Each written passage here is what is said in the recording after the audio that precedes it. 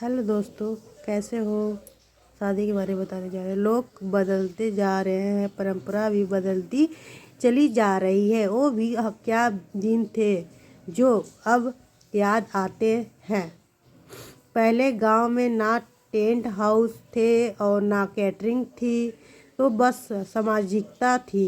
गांव में जब कोई शादी विवाह होते तो घर घर से चारपाई आ जाती थी। हर घर से थरिया, लोटा, कलछुल, कढ़ाई इकट्ठा हो जाता था और गांव की ही महिलाएं एकत्र हो कर खाना बना देती थी। औरतें ही मिलकर दुल्हनियाँ तैयार कर देती थी और हर रस्म का गीत वगैरह भी खुद ही गा डालती थी। तब ना DJ Anil and DJ Sunil जैसे नहीं होती थी और ना ही कोई ऑर्केस्ट्रा वाले फुड़ा गाने। गांव के सभी चौधरी टाइप के लोग पूरे दिन काम करने के लिए इकट्ठे रहते थे। हंसी ठिठोले चलती रहती और समारोह का काम काज भी होता था। शादी विवाह में गांव के लोग बारातियों के खाने से पहले खाना नहीं खाते थे, लेकिन यह घराती के इज्जत का सवाल होता था।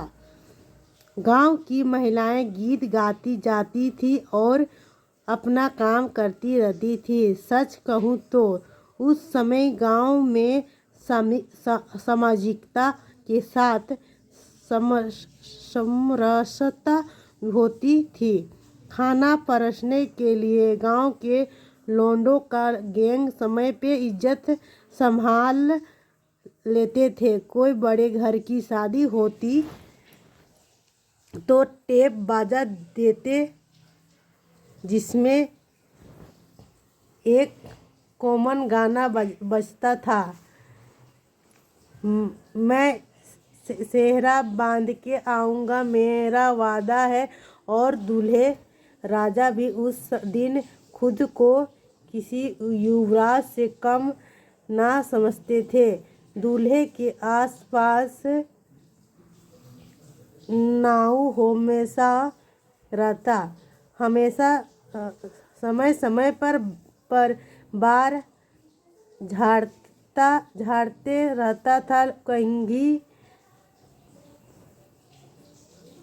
से और समय समय पर काजल पाउडर भी पोत देता था ताकि दूल्हा सुंदर लगे। फिर दुआरा का चार होता तो शुरू होती पंडित जी की महाभारत, जो रात भर चलती।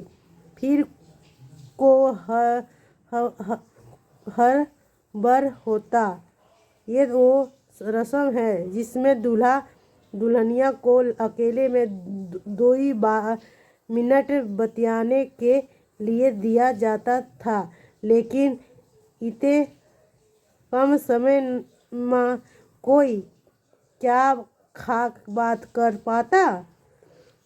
सवेरे खिचड़ी में जमके गारी गाई जाती और यही वो रस्म है जिसमें दूल्हे राजा जेम्स बॉन्ड बन जाते कि ना हम ना ही खाएंगे खिचड़ी।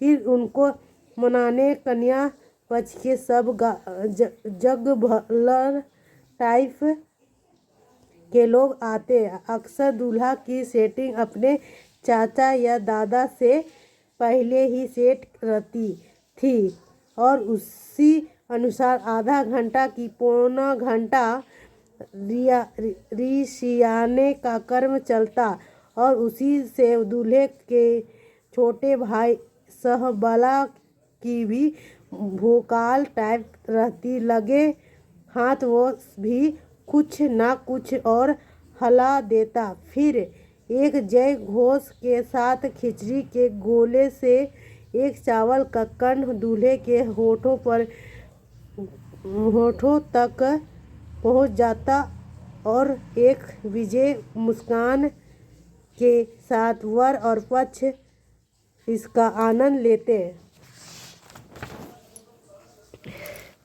उसके बाद अचर धरवा जिसमें दूल्हे का साक्षात्कार वधू पक्ष की महिलाओं से करवाया जाता और उस दौरान उसे विभिन्न उपहार प्राप्त होते जो नगद और श्रृंगार की वस्तुओं के रूप में होते। इस प्रक्रिया में कुछ अनुभवी महिलाओं द्वारा काजल और पाउडर लगे दूल्हे का कौशल परीक्षण भी किया जाता है और उसकी समीक्षा परिचर्चा विवाह बाद आहूत होती थी और लड़कियां दूल्हा के जूता चुराती और 101 रुपये में मान जाती। फिर गिने चुने बुजुर्गों द्वारा माड़ो विवाह के कर्मकांड हेतु निर्मित अस्थायी छपरा हिलाने की प्रक्रिया होती। वहाँ हम लोगों के बचपन का सबसे महत्वपूर्ण आनंद उसमें लगे लकड़ी के सुगहा तोता का उखाड़ कर प्राप्त होता था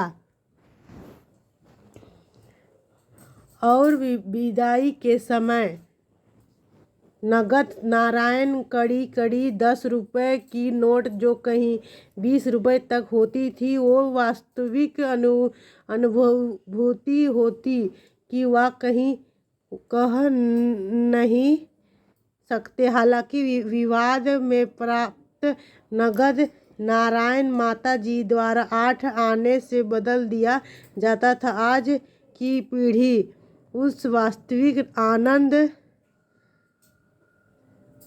से वंचित हो चुकी है जो आनंद विवाह का हम लोगों ने प्राप्त किया है। लोग बदलत जा रहे हैं, परंपरा भी बदलत